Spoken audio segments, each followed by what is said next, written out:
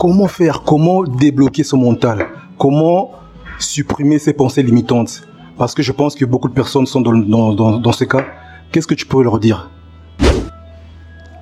Oui, donc moi, en fait, ces blocages-là, je pense que on les a tous à des niveaux différents. On les a tous à des niveaux différents. Maintenant, le problème que c'est que un blocage, tant qu'on ne va pas voir réellement ce qui bloque, ça reste des illusions. Tout à fait. Et une illusion n'est pas quelque chose de concret. Une illusion, c'est comme un mirage, c'est pas quelque chose de concret. Donc, pour voir les blocages, en sachant, comme j'avais dit précédemment, il y a des gens qui réussissent, il faut aller voir sur le terrain réellement pour enlever cette illusion-là. Pourquoi? Parce que un blocage, c'est impossible que tout est bloqué. C'est comme si on est dans une route. Il peut avoir un sens interdit, il peut avoir un endroit où c'est un chemin où il n'y a pas d'issue, mais il y a toujours moyen de trouver son chemin. Et le problème, c'est que les personnes vont se focaliser sur un sens interdit en croyant que tous les chemins sont des sens interdits.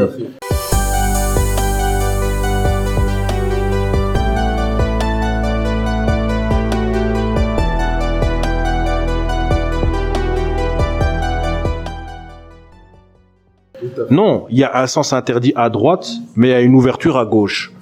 Et ça, c'est le mindset. Et c'est sur le terrain qu'on peut voir les routes qui sont accessibles et les chemins qui sont bloqués.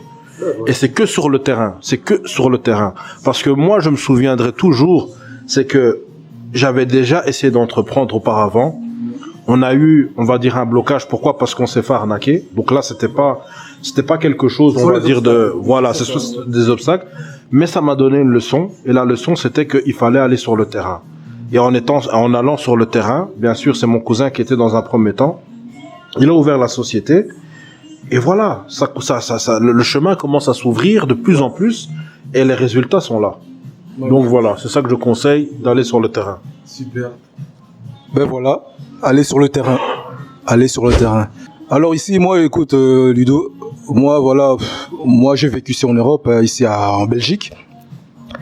Et alors, je réalise que, franchement, ton état d'esprit, tes pensées, tes croyances, c'est important, c'est très capital pour aller de l'avant, pour avancer. Donc voilà, l'exemple de Ludovic, c'est vraiment un exemple typique, une personne qui vit ici en Europe, qui travaille, parce que tu es encore salarié pour l'instant. Bien sûr. Ok, voilà, donc il travaille, mais à côté, voilà, il est passé à l'action, quoi. Il a été sur le terrain pour créer ses revenus. Alors Ludovic, il y a une question qui me vient à l'esprit. Toi qui vis ici en Belgique, comment fais-tu? Comment tu fais pour gérer tes activités à distance sur le terrain? En fait, pour gérer les activités à distance, il faut savoir que je suis souvent derrière mon équipe. Je suis tout le temps derrière mon équipe. Ça veut dire quoi derrière mon équipe? Ça veut dire que j'appelle et mon équipe ressente que le patron est derrière. Ça veut dire que des fois on a une fausse idée. On offre, j'en parlais avec Rito, et on a cette idée que celui qui est entrepreneur, en général, quand on voit dans les films, c'est quelqu'un qui a déjà 10 ans d'expérience, qui vit déjà, on va dire, de son entrepreneur, de son business. Or, ça c'est entre guillemets, c'est une fausse réalité, dans le sens où tous les 10 ans là, toutes les galères là, on les voit pas. Maintenant, moi, comment je gère, c'est que je suis toujours derrière mon équipe.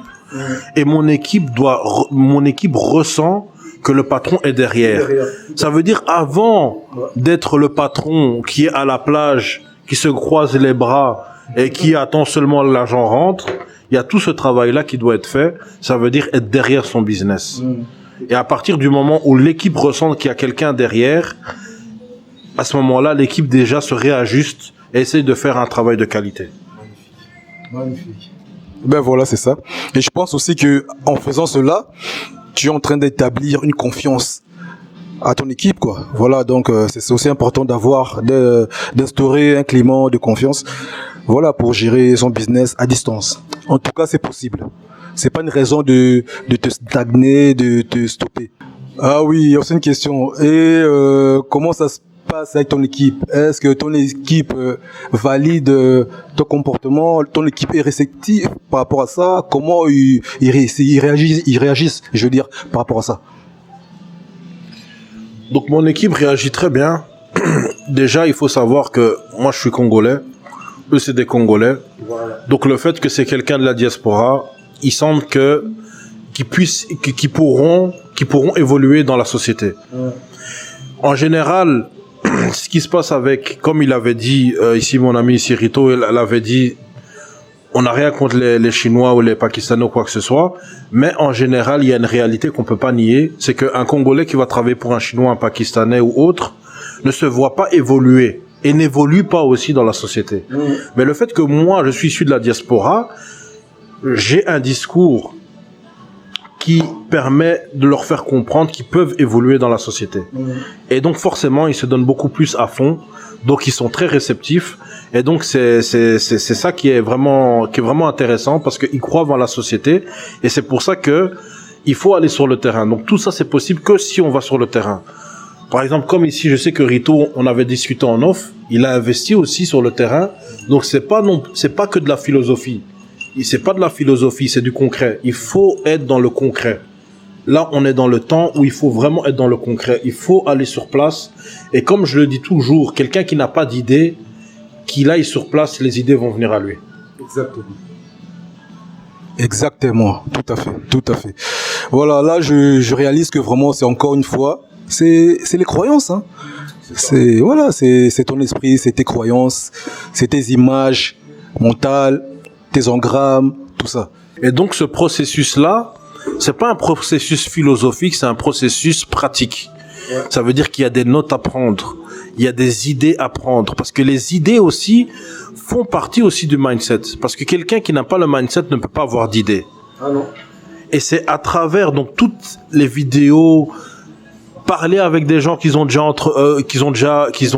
lancés dans l'entrepreneuriat, on va dire là-bas au Congo. Donc tout ce genre de vidéos, discuter avec les gens, prendre des notes, tout ça crée, on va dire, le formatage qu'on nous avait inculqué. Voilà. On commence à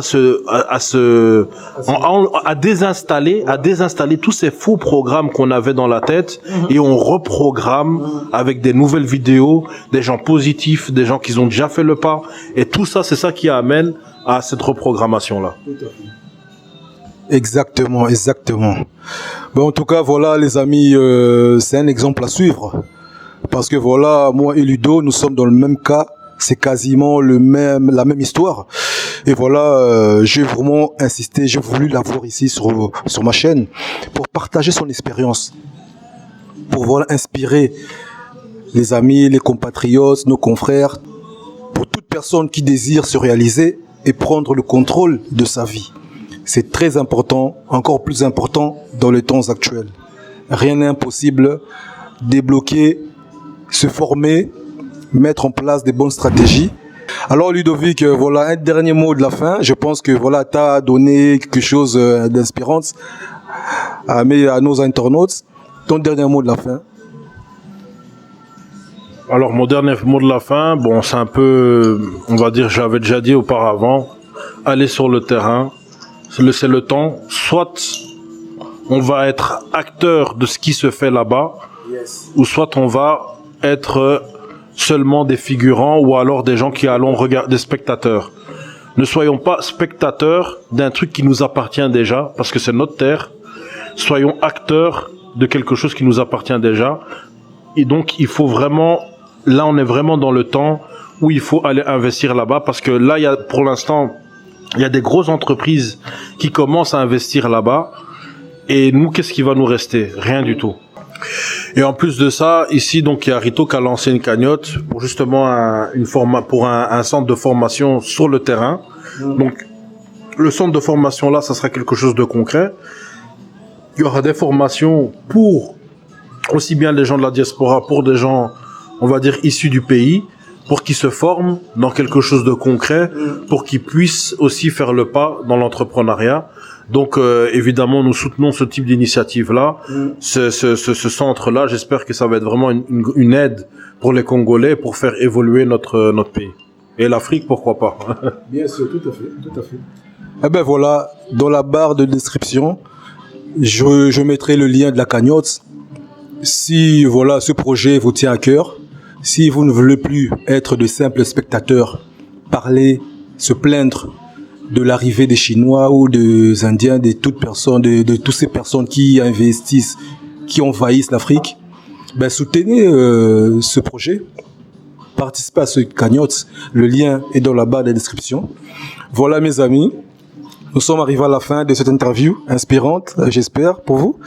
Et voilà, moi je vous dirais mes amis, formez-vous, changez vos croyances. Tout est possible si tu passes à l'action, tu te formes. Comme il a si bien dit Ludovic, tu traînes avec des personnes inspirantes. Tu choisis ta fréquentation, eh ben, ton mental, ton mindset sera transformé. Tu vas reprogrammer ton esprit, tes croyances. Et là, mon ami, tu vas réussir et passer à l'action. Et les résultats seront là. Obligés, croyez-moi. Voilà.